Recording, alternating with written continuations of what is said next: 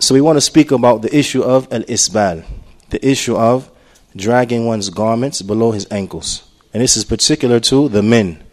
This is directed towards the men. Naam.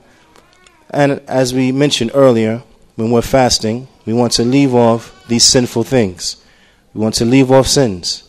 Naam. So it is important, ya ibad, that the men of this ummah, we know, we realize that putting our pants or our thawb or our izar or anything below the ankles, then this is something which is haram and this is a sin.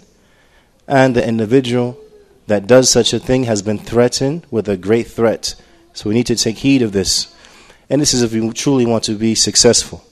As Imam al-Sa'di, he says in some beautiful lines of poetry, سَعِدَ الَّذِينَ تَجَنَّبُوا سُبُلَ الرَّدَى وَتَيَمَّمُوا لِمَنَازِلِ الرِّضْوَانِ. He said that they are happy, those who leave off the subul rada, to leave off these lowly paths, these lowly ways, and they immerse themselves in those levels of or those things in which Allah Ta'ala is pleased with. Naam. So there are going to be certain things that we're going to have to leave off if we want to attain happiness. And from those things, ya ibad, for the men, is that they must leave off dragging their garments below their ankles. The Prophet sallallahu alaihi wasallam, he said in a hadith that's been collected by Al-Bukhari and Muslim, and it's from the hadith of Ibn Umar radiyallahu ta'ala anhuma, قال النبي صلى الله عليه وسلم من جر ثوبه خيلا لم ينظر الله إليه يوم القيامة.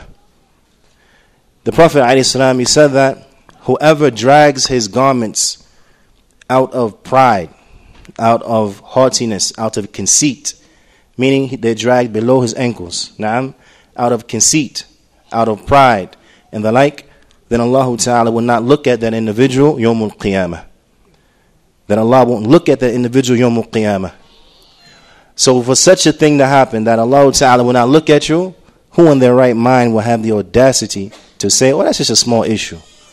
It is a small issue. A small issue that Allah Ta'ala won't look at you Yawmul Qiyamah.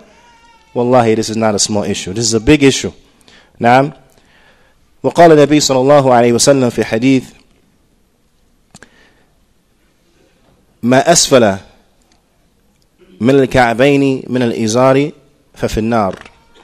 وهذا حديث رواه البخاري وعن أبي هريرة. That the Prophet ﷺ, he said that whatever is below the ankles from the izar, then it will be inside of the fire. That whatever is below the ankles from the izar, that it will be inside of the fire. So whatever is below the ankles, ya ibad, the Prophet ﷺ, he said it will be where? Inside the fire. So now, you tell me, does this sound like something that is small? Does this sound like something that's insignificant? Or does it sound like something that is tremendous? Whereas the Prophet ﷺ, he said whatever is below the ankles will be inside the fire. Now, this is a great thing. It's tremendous. It's not a little thing, ya ibad. The Prophet ﷺ, he also said in the hadith of Abi Dharr, radiyallahu ta'ala anhu, ثلاثة. I want you to listen to this now. He said ثلاثة لا يكلمهم الله يوم القيامة ولا ينظر إليهم ولا يزكيهم ولا هم عذاب أليم. The Prophet ﷺ, he said that there will be three يوم القيامة who Allah Ta'ala will not speak to them, and He will not look at them, and He will not purify them, and for them will be a great punishment.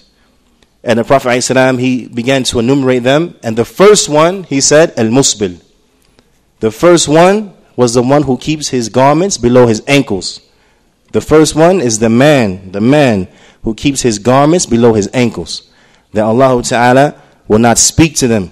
Allah Ta'ala, He will not look at them, He will not purify them, and they will have a tremendous punishment. So now, does this sound like something that is light? Or is it something that is tremendous, something that is great? Does this sound like something that you want to do? Or does it sound like you want to get the scissors now and you want to cut every pair of pants so that it's above your ankles? Naam. Shaykh Uthaymeen, rahimahullah ta'ala, he says, Al-Isbaal al-Thiyab yaqa ala wajhain. That having one's garments, for a man to have his garments below his ankles, then it will be upon two different types. It will be upon two different types. Naam. The first one, أن يجره يعني خيلة, is that he keeps it below his ankles out of conceit, out of pride, out of arrogance, out of haughtiness. نعم. والsecond, أن ينزل الثوب أسفل من كعبين من غير خيلة. The second type is that he keeps his garments below his ankles, but he doesn't keep it out of pride or conceit and the like. نعم. The Shaykh, he says, وَأَمَّا أَوَّلْ, as far as the first type, and the first type are who? They are those who keep their garments below their ankles out of arrogance and conceit. They're those men who keep their garments below their ankles out of conceit, out of arrogance, out of haughtiness. The Shaykh, he says, وَهُوَ الَّذِي يَجُرُّ ثَوْبَ خُيَلَةً. They're the ones who keep their thawbs and they drag them out of pride and arrogance and conceit.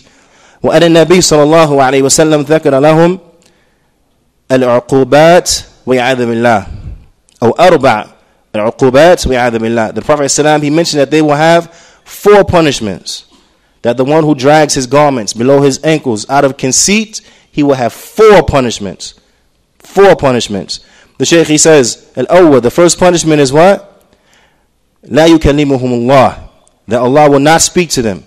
This is the first punishment. That on Yawm al-Qiyamah, Allah Ta'ala will not speak to them. The second punishment, وَلَا يَنْظُرْ إِلَيْهِ, يعني نظر الرحمة, that Allah will not look at them. Shaykh Uthaymeen, rahimahullah ta'ala, he says this means that he will not look at them with the look of mercy. Naam. The third punishment, وَلَا يُزَكِّيهِ, and he will not purify that individual from sin. وَلَهُ, and the fourth punishment, وَلَهُ عَذَابٌ أَلِيمٌ. The fourth punishment is he will have a tremendous punishment. He will have a tremendous chastisement. And this is for the who? For the one who kept his garments below his ankles out of arrogance and out of haughtiness. So now you have some who come and they say that the punishment is only for the one who keeps his garments below his ankles out of pride. So he'll come and he say, well, this is not applicable to me because I don't keep my pants or my trousers below my ankles out of pride. I don't wear my thawb long below my ankles out of conceit. I don't do this because I'm haughty. It's just the style. It's the fashion. I don't want to look out of place. I pay too much for these pants. And all the silly things people say. Now, so he said, but it's not out of pride or arrogance. So I'm safe, right? And the answer, of course, is no. Because the Prophet ﷺ, he spoke about the one who did it out of arrogance and conceit and haughtiness. And for him is what? 4 punishments. And then the Prophet ﷺ, he spoke about the one who did it, but he did not mention khuyala. He did not mention that he did it out of conceit or out of pride or arrogance. Naam. So then your excuse or the way in which you're looking at it, it gets taken from under you now. Because the Prophet ﷺ, he said in the hadith of Abu Hurairah, ما أسفل من الكعبين في النار. Whatever's below the ankles is in the hellfire. Whatever is below the ankles is in the hellfire. The Prophet ﷺ, he didn't mention khuyala. He didn't mention out of arrogance. So you can't escape now through this way out. You can't say, but I didn't do it out of arrogance. If you did it out of arrogance, then the first hadith is applicable to you. And you're under the threat now of 4 punishments. That Allah will not speak to you. That Allah will not look at you. That Allah will not purify you. And that for you will be a tremendous chastisement. If you did it out of arrogance, that's going to be your reward. And if you did not do it out of arrogance, then you're still threatened with one threat. You're still threatened that you're going to get with one punishment. And what is that punishment? That punishment is, as the Prophet ﷺ, he said, مَا أَسْفَلَ مِنَ الْكَعْبَيْنِ فِي النَّارِ. So you're still threatened with the fire. So if you drag your pants below your ankles and you say it's not out of pride, it's not out of arrogance, it's not out of conceit. It's just I paid $100 for these joints. It's just this thawb is real nice. I like it like that. Then you're still threatened with the fire. You're still threatened with the fire. So you have no escape. You have no way out. The Prophet ﷺ, he explained it in the most clearest of terms. The Prophet ﷺ, he explained it in the most clearest of terms. If you do it out of conceit, then for you is 4 punishments. If you do it not out of conceit, then you're still threatened with the fire. So this is not something that is light, ya ibad. This is something that is tremendous. So I advise the men to be men and to follow the sunnah of the Prophet sallallahu alaihi wasallam. Because inside of the Kitab and the Sunnah, there's izzah. Inside of the Kitab and the Sunnah, there is where you will find the nobility. There is where you will find the nobility.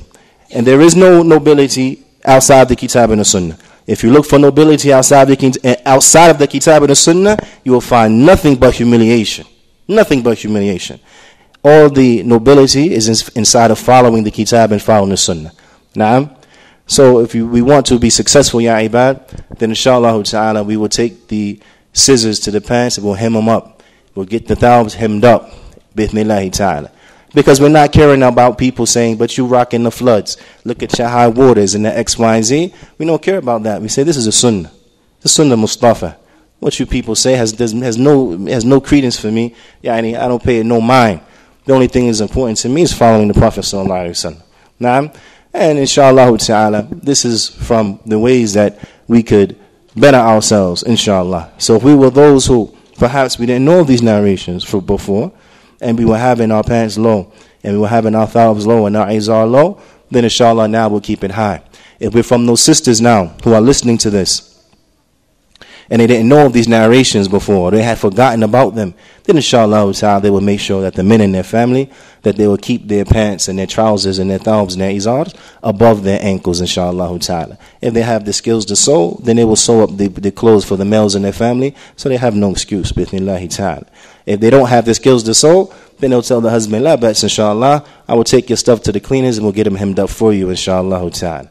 Now, and like this, we will help each other and encourage one another to good, because no doubt from attaining happiness is that we have to leave off these things that will hurt us. Bithnillahi ta'ala. Hada wa billahi tawfiq. Wa sallallahu alayhi wa sallam ala nabina Muhammad wa ala alihi wa sahbihi ajma'in. Jazakumullah khair.